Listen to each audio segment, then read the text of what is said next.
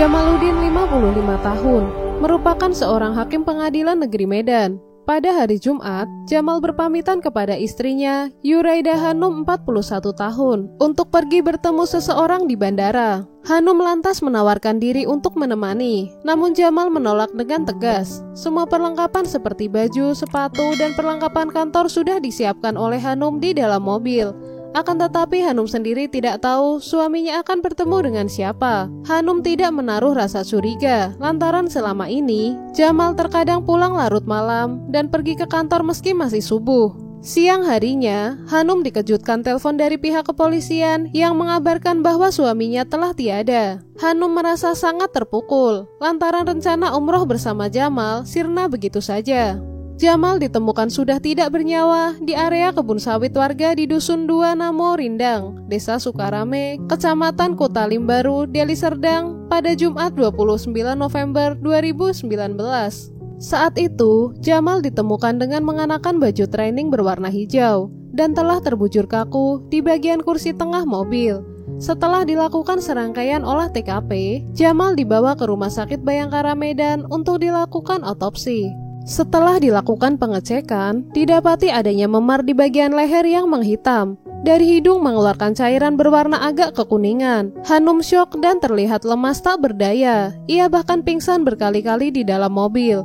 Air mata membanjiri wajah cantiknya, yang juga dihapus-hapuskan oleh kerabat yang sedari tadi menemaninya. Hanum tidak menyangka suaminya ditemukan sudah tidak bernyawa dalam kondisi tidak wajar. Hanum meminta pihak kepolisian di Medan untuk segera dapat mengungkap kasus tersebut dan menangkap pelakunya. Menurut Hanum, sebelum kejadian ada yang meneror rumahnya dengan menabrakkan mobil ke pagarnya. Saat ia kejar, mobil tersebut sudah menghilang, tak ada jejak sedikit pun.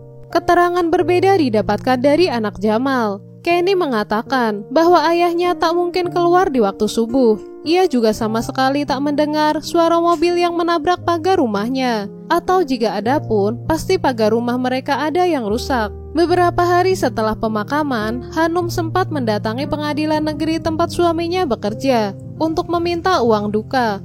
Polisi merasa aneh, orang yang sedang berduka tapi memikirkan uang duka. Ketika pihak kepolisian menyita CCTV yang berada di rumah Jamal, ternyata sudah dihapus. Namun polisi berhasil membackup kembali file video yang telah hilang. Di sanalah polisi melihat ketiga orang yaitu Hanum, Jeffrey, dan Reza. 40 hari setelah kejadian, Hanum ditangkap pihak kepolisian. Hanum terbukti menjadi otak penghilangan nyawa suaminya sendiri pada Jumat 29 November 2019. Lantas, apa yang sebenarnya terjadi? Jadi begini ceritanya. Jamal dan Yuraida Hanum menikah pada 2011 dan memiliki satu orang anak. Saat menikah, Jamal berstatus duda, begitupun juga Hanum. Ia berstatus janda. Jamal saat itu membawa dua anak, satu perempuan dan satu laki-laki. Sedangkan Hanum, ia membawa satu anak perempuan. Dan dari pernikahan mereka, Hanum dan Jamal dikaruniai satu orang anak perempuan. Jamal merupakan hakim di pengadilan negeri Medan. Seiring berjalannya waktu, Hanum merasa cemburu karena Jamal sering selingkuh dengan perempuan lain. Bahkan ketika Hanum sedang hamil besar, Jamal pernah secara terang-terangan membawa wanita lain masuk ke dalam rumah mereka. Jamal juga pernah menggoda adik dari Hanum yang bernama Helvi. Helvi tinggal di Jakarta. Ia mengaku bahwa Jamal sering menginap di rumahnya ketika sedang dinas di Jakarta.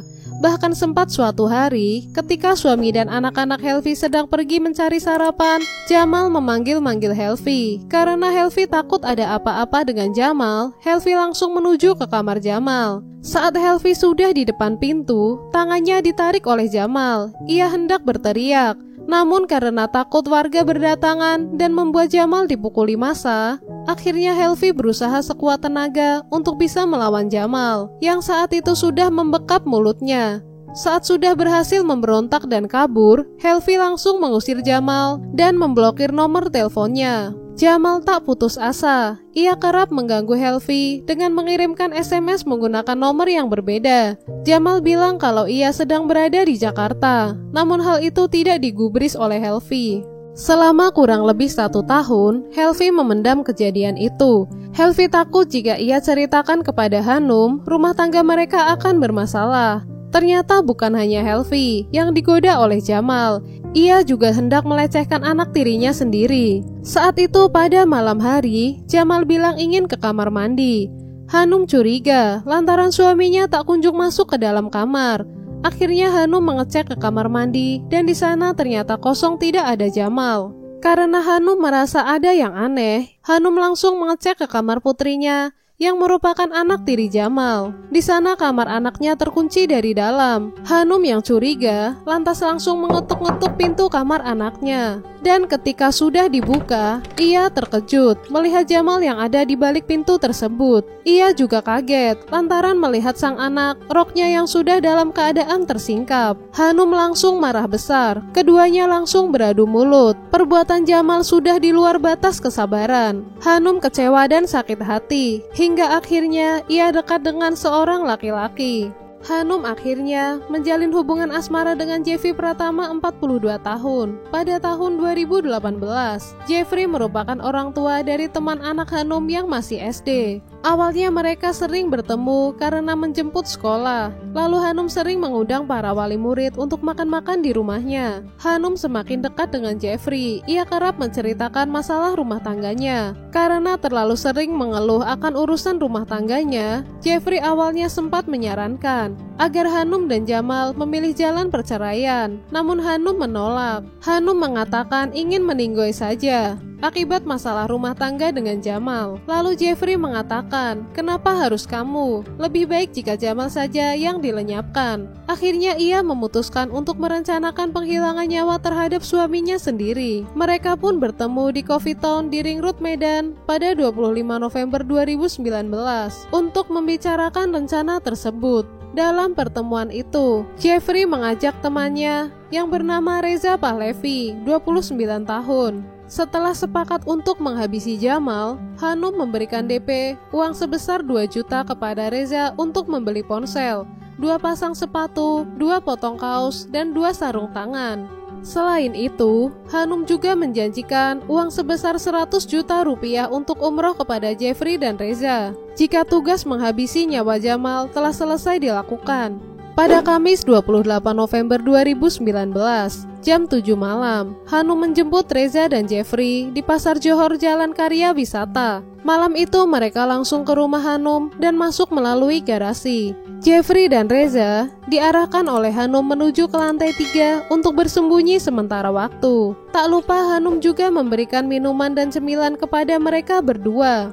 Pada jam 1 dini hari, Hanum kembali naik ke lantai 3 dan memberi petunjuk kepada Jeffrey dan Reza untuk turun. Hanum mengajak mereka menuju kamar Jamal. Saat itu Jamal sedang tidur bersama anak bungsunya. Hanum juga berada di tengah-tengah mereka. Reza yang masuk ke dalam kamar langsung mengambil kain dari pinggir kasur, lalu membekap mulut dan hidung Jamal. Sementara Jeffrey naik ke atas kasur, berdiri di atas Jamal dan memegang kedua tangan Jamal di samping kanan kiri. Karena Jamal terus memberontak, membuat anaknya sedikit terbangun. Hanum dengan sigap menutup wajah anaknya menggunakan selimut sambil ditepuk-tepuk agar tidak melihat kejadian tersebut. Beberapa menit kemudian, keadaan menjadi hening.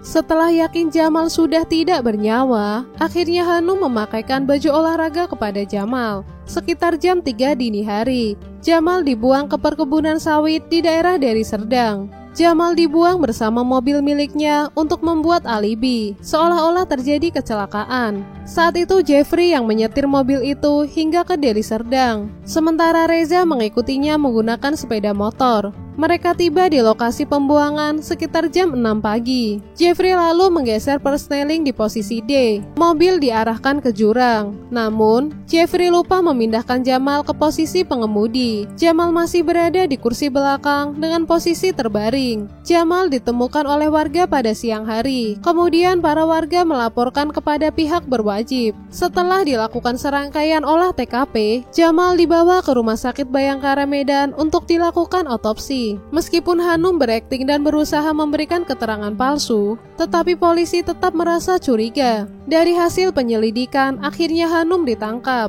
Ia terbukti menjadi otak penghilangan nyawa suaminya sendiri. Hanum mengaku melakukan penghilangan nyawa terhadap suaminya sendiri lantaran ia kesal dengan Jamal yang sering berselingkuh. Namun ketika digali lagi oleh kepolisian, ternyata Hanum juga telah berselingkuh. Hanum sering melakukan hubungan suami istri dengan Jeffrey sejak 2018.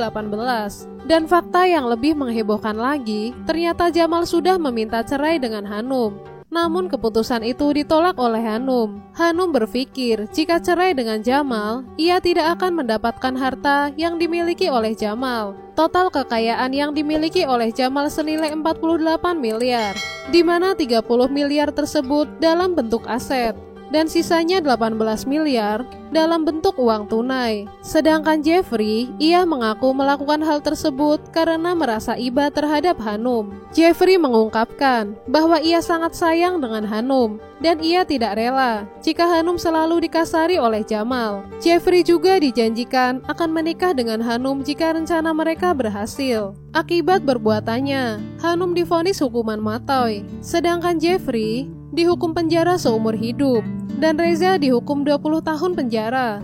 Dan kasus pun berakhir. Oke kawan Via, itu tadi kasus penghilangan nyawa terhadap Jamal, seorang hakim pengadilan negeri Medan yang ternyata dihabisi oleh istrinya sendiri. Dari kasus ini, kita dapat mengambil pelajaran untuk para suami atau istri di luar sana. Hargai pasanganmu. Pasanganmu sudah takdirmu, itu pilihanmu. Jadi jangan sampai melakukan hal yang bisa berakibat fatal, apalagi menyelingkuhi pasangan seperti di kasusnya Hanum yang ujung-ujungnya merenggut nyawa suaminya sendiri. Kita juga bisa menanamkan pentingnya rasa untuk bersabar. Sabar tiada batas, apapun masalahnya. Ketika menghadapi permasalahan, hadapi dengan sabar dan ikhlas agar Allah senantiasa melindungi kita. Sekian video dari saya. Kalau kalian suka video ini, jangan lupa like, komen, dan subscribe. Terima kasih kawan-kawan yang sudah menonton sampai akhir video. Semoga harimu menyenangkan dan sampai jumpa di kasus berikutnya.